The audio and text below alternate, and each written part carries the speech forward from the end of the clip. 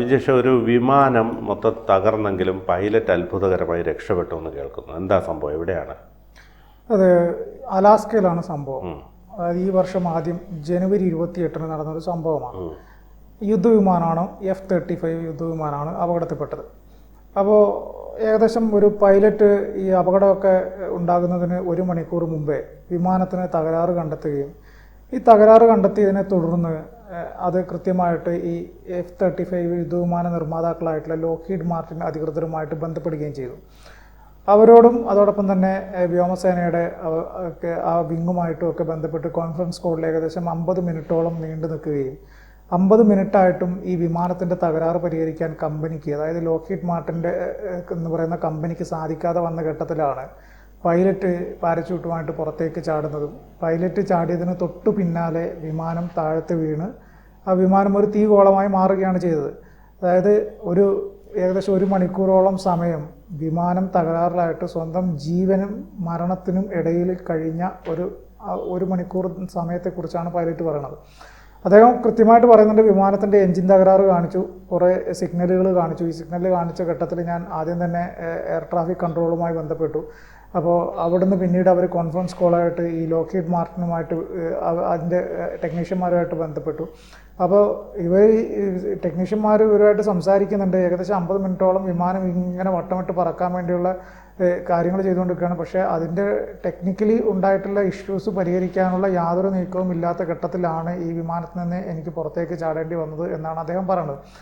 അദ്ദേഹം വിമാനത്തിന് പുറത്തേക്ക് ചാടി തൊട്ട് അടുത്ത നിമിഷം തന്നെ വിമാനം താഴെ ഇവിടെ വിമാനത്താവളത്തിൽ വീണ് തന്നെയാണ് പൊട്ടത്. അതിൻ്റെ പരിസരത്തു നിന്നാണ് ഈ പരീക്ഷണ പറക്കലാണ് നടത്തിക്കൊണ്ടിരുന്നത്. അപ്പോൾ കഴിഞ്ഞ ജനുവരി 28 നടന്ന സംഭവം ഇപ്പോഴാണ് പുറം ലോകം അറിയുന്നത്.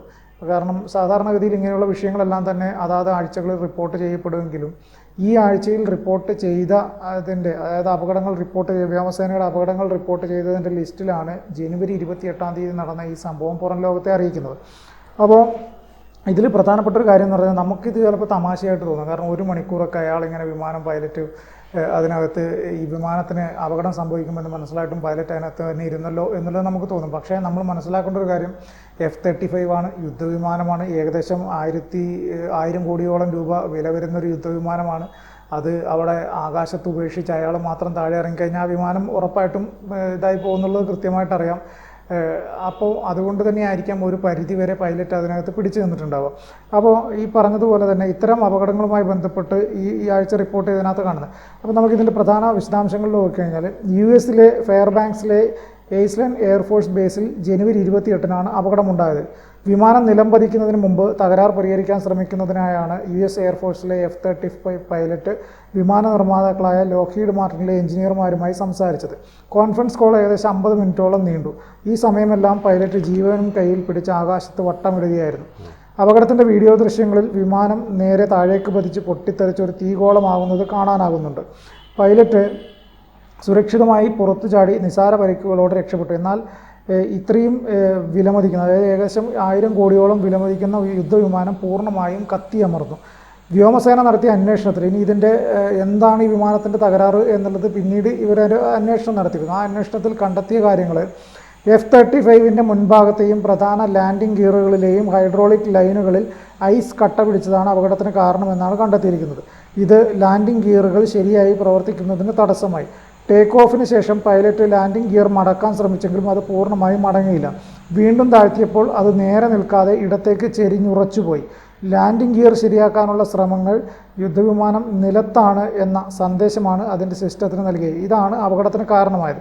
അതായത് ഈ ലാൻഡിംഗ് ഗിയർ, സ്വാഭാവികമായിട്ടും ലാൻഡിംഗ് ഗിയർ മടക്കിയില്ല എങ്കിൽ വിമാനം ചിന്തിക്കുന്നത് വിമാനം ഇപ്പോൾ ലാൻഡിംഗ് പൊസിഷനിലാണ്, അതായത് വിമാനത്താവളത്തിൽ നിർത്തിയിട്ട പൊസിഷനിലാണ് എന്നുള്ള രീതിയിലാണ് വിമാനം ചിന്തിച്ചത്. അപ്പോൾ ഈ ഒരു ഘട്ടത്തിൽ പറക്കുന്ന ഇഗ്നിഷൻസ് മുഴുവൻ മാറിയിട്ട് നിർത്തിയിട്ട വിമാനത്തിൻ്റെ ആ ഒരു ലെവലിലേക്ക് വിമാനത്തിൻ്റെ എഞ്ചിനും മറ്റു കാര്യങ്ങളൊക്കെ പോയി എന്നാണ് ഇവർ ഇതിനകത്ത് പറയുന്നത്. തകരാറിലായ മുൻഭാഗത്തെ ഗിയർ നേരെയാക്കാനായി വിമാനം അല്പനേരം നിലം തൊടുന്ന ടച്ച് ആൻഡ് ഗോ ലാൻഡിങ്ങുകൾക്ക് പൈലറ്റ് 2 തവണ ശ്രമിച്ചു എന്ന് റിപ്പോർട്ടിൽ പറയുന്നു. എന്നാൽ ആ ശ്രമങ്ങൾ മുൻചക്രം നേരെയാക്കുന്നതിൽ പരാജയപ്പെടുകയും ഇടത്തെയും വലത്തെയും പ്രധാന ലാൻഡിംഗ് ഗിയറുകൾ ഉറച്ചു പോകുന്നതിനും കാരണമായി. ഇതിൻ്റെ ഫലമായി യഥാർത്ഥ ലാൻഡിങ്ങിനായി മുൻചക്രം പൂർണ്ണമായി വികസിപ്പിക്കാൻ കഴിയാതെ വന്നു.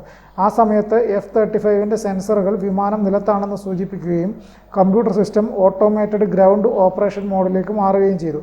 പ്രശ്നം പരിഹരിക്കാനായി സിസ്റ്റം ചെക്ക് ലിസ്റ്റുകൾ പരിശോധിച്ച ശേഷം വിമാനം എയർബേസിനടുത്ത് പറത്തുന്നതിനിടെയാണ് പൈലറ്റ് വിമാന നിർമ്മാതാക്കളായ ലോക്ഹീഡ് മാർട്ടിനിലെ എഞ്ചിനീയർമാരുമായി കോൺഫറൻസ് കോളിൽ ബന്ധപ്പെടുന്നത്. ഒരു സീനിയർ സോഫ്റ്റ്വെയർ എഞ്ചിനീയർ, ഒരു flight safety engineer, landing gear സിസ്റ്റങ്ങളിൽ വൈദഗ്ധ്യമുള്ള 3 പേർ എന്നിവരുൾപ്പെടെ 5 എഞ്ചിനീയർമാരാണ് ആ കോളിൽ പങ്കെടുത്തിരുന്നത് എന്ന് റിപ്പോർട്ടിൽ പറയുന്നു. വിമാനം പറക്കുകയായിരുന്നുവെങ്കിലും അതിൻ്റെ പ്രവർത്തനങ്ങളെല്ലാം വിമാനം നിലത്താണ് എന്ന രീതിയിലാണ് പ്രവർത്തിച്ചത്. ഇത് വിമാനത്തെ നിയന്ത്രിക്കാനാവാത്ത അവസ്ഥയിലാക്കി. ഇതോടെയാണ് പൈലറ്റ് വിമാനത്തിൽ നിന്ന് പുറത്തു ചാടാൻ തീരുമാനിച്ചത്.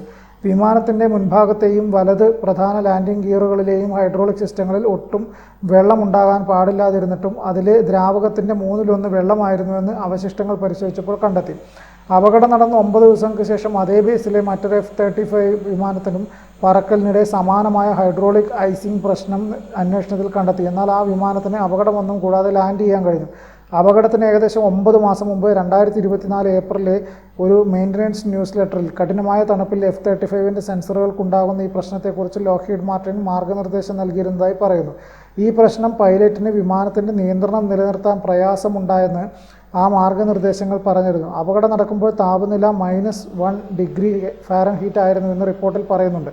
വിമാനത്തിൽ വെച്ച് നടന്ന കോൺഫറൻസ് കോളിൽ പങ്കെടുത്തവരുടേത് ഉൾപ്പെടെയുള്ള ജീവനക്കാരുടെ തീരുമാനങ്ങൾ ഹൈഡ്രോളിക് ദ്രാവകത്തിൻ്റെ സംഭരണവും വിതരണവും മേൽനോട്ടം വഹിക്കുന്ന അപകടകരമായ വസ്തുക്കൾ കൈകാര്യം ചെയ്യുന്നതിലുള്ള പ്രോഗ്രാമിലെ മേൽനോട്ടക്കുറവ്, വിമാനത്തിൻ്റെ ഹൈഡ്രോളിക് സർവീസിംഗ് നടപടിക്രമങ്ങൾ ശരിയായി പാലിക്കാത്തത് എന്നിവയെല്ലാം അപകടത്തിന് കാരണമായി എന്നാണ് എയർഫോഴ്സിൻ്റെ ആക്സിഡൻറ്റ് ഇൻവെസ്റ്റിഗേഷൻ ബോർഡിൻ്റെ നിഗമനം. UKD F-35 വിമാനം പരിശീലന പറക്കലിനിടെ സാങ്കേതിക തകരാറുകൾ മൂലം തിരുവനന്തപുരം വിമാനത്താവളത്തിൽ ദിവസങ്ങളോളം കുടുങ്ങിയിരുന്നു. ബ്രിട്ടനിൽ നിന്ന് സാങ്കേതിക വിദഗ്ധർ എത്തിയ ശേഷമാണ് വിമാനം തിരിച്ചു കൊണ്ടുപോയത്. എൻ്റെ ബിൻസേട്ട, ഈ ഏകദേശം 1000 കോടിയോളം വില വരുന്നൊരു വിമാനം അമേരിക്ക, കാനഡ അങ്ങനെയുള്ള പോലുള്ള ആ പ്രത്യേക അന്തരീക്ഷത്തിലെ ആ കാലാവസ്ഥയിൽ പറക്കാൻ വേണ്ടിയാണല്ലോ ഇവർ നിർമ്മിച്ചിട്ടുള്ളത്. അപ്പോൾ അത് ഇവർ പറയുന്നത് വെച്ച് കഴിഞ്ഞാൽ അതിൻ്റെ ഹൈഡ്രോളിക് സംവിധാനത്തിന് ഒട്ടും വെള്ളത്തിൻ്റെ സ്പർശം ഉണ്ടാകാൻ പാടില്ല എന്നാണ് പറയുന്നത്. -ഡിഗ്രിയിലേക്ക് പോയി കഴിഞ്ഞ് കഴിഞ്ഞാൽ അവിടെ മൂത്രം പോലും ഐസാവുന്ന അവസ്ഥയാണ്. അപ്പോൾ സ്വാഭാവികമായിട്ടും ഏതെങ്കിലും രീതിയിൽ വെള്ളത്തുള്ളികൾ ഉണ്ടാകുമ്പോൾ ഇതിന് അവിടെ ഐസ് കെട്ടിക്കിടക്കുക എന്ന് പറഞ്ഞു കഴിഞ്ഞാൽ അപ്പോൾ ഇവരുടെ സാങ്കേതിക മികവ് എത്രത്തോളം ഉണ്ട്. അതെ, തീർച്ചയായിട്ടും. അത് പ്രത്യേകിച്ചൊരു സേഫ്റ്റി വേണ്ടുന്ന ഒരു പ്രധാനപ്പെട്ട ഇതാണല്ലോ വിമാനങ്ങൾ. യുദ്ധവിമാനമാണല്ലോ. അതെ അതെ അതെ. അപ്പോൾ അതിന് ഇങ്ങനെയൊക്കെയുള്ള ഇത്രേ താപനിലയിലേ പ്രവർത്തിക്കൂ എന്നൊക്കെ പറഞ്ഞു കഴിഞ്ഞാൽ അത് ഒരിക്കലും അത് എന്ത് സാങ്കേതിക വിദ്യയാണെന്നാണ് മനസ്സിലാക്കാൻ കഴിയുന്നത്. അപ്പോൾ അത് നമുക്കൊരിക്കലും അക്സെപ്റ്റ് ചെയ്യാൻ പറ്റുന്നില്ല. അല്ല, നമുക്കറിയാലോ F-35 യുദ്ധവിമാനം തിരുവനന്തപുരത്ത് വന്നിട്ട് എനിക്ക് തോന്നുന്നു ഇതിന്റെ എല്ലാം പ്രശ്നം ഈ ഹൈഡ്രോളിക് ആണെന്ന്. എല്ലാ തിരുവനന്തപുരത്ത് വന്നതിനും ഹൈഡ്രോളിക്കിന്റെ പ്രശ്നമാണ്, ലാൻഡിംഗ് ഗിയറിന്റെ പ്രശ്നമാണ്. ഇപ്പൊ പൊട്ടിത്തെറിച്ചതിന്റെ അങ്ങനെയാണ്. അതേ തന്നെ ഇവർ പറയുന്നുണ്ട് വേറൊരു വിമാനത്തിനും ഇങ്ങനെ പ്രശ്നം ഉണ്ടായിരുന്നു, പക്ഷേ ലാൻഡ് ചെയ്യാൻ പറ്റി സേഫ് ആയിട്ട് എന്ന് പറഞ്ഞു. അപ്പോൾ ഈ F-35 യുദ്ധവിമാനത്തിന്റെ പ്രധാന പ്രശ്നം ഈ ഹൈഡ്രോളിക് ലിവറിന്റെ പ്രശ്നമാണെന്നാണ് എനിക്ക് തോന്നുന്നത്. ഈ ഫ്രണ്ടത്തെ ഗിയറിന്റെ പ്രോബ്ലം ആണെന്ന് പറയുന്നു. ഇപ്പൊ പറയുന്നു അവിടെ ഐസ് കട്ട കെട്ടിയതുകൊണ്ട് ഈ വിമാനത്തിന്റെ ഇത് മടക്കാൻ പറ്റിയില്ല. മുൻചക്രം ഒട്ടും മടക്കാൻ പറ്റില്ല. പിൻചക്രം കുറച്ച് മടക്കിയിട്ട് പിന്നെ അത് ഓപ്പൺ ചെയ്തപ്പോൾ വീണ്ടും അവിടെ സ്റ്റക്ക് ഇടത്തോട്ട് ചെരിഞ്ഞു പോയി എന്നൊക്കെ പറഞ്ഞാൽ എന്താണ് ചേട്ടാ, KSRTC ബസ്സുകൾക്ക് പോലും ഇതിലും നല്ല മികച്ച മെയിൻ്റനൻസ് സംവിധാനമുണ്ട്. അവിടെയാണ് ഈ പറഞ്ഞത് ഇത്ര വലിയ കോടികൾ മുടക്കിയിട്ടില്ല. കോടികൾ എന്ന് വെച്ച് കഴിഞ്ഞാൽ 1000 കോടിയോളം മുടക്കിയിട്ടുള്ള ഒരു യുദ്ധവിമാനത്തിന് പറയുന്ന കഥകളാണ് ഈ പറയുന്നത്. ഇതൊക്കെ എവിടെ ചെന്ന് അവസാനിക്കും?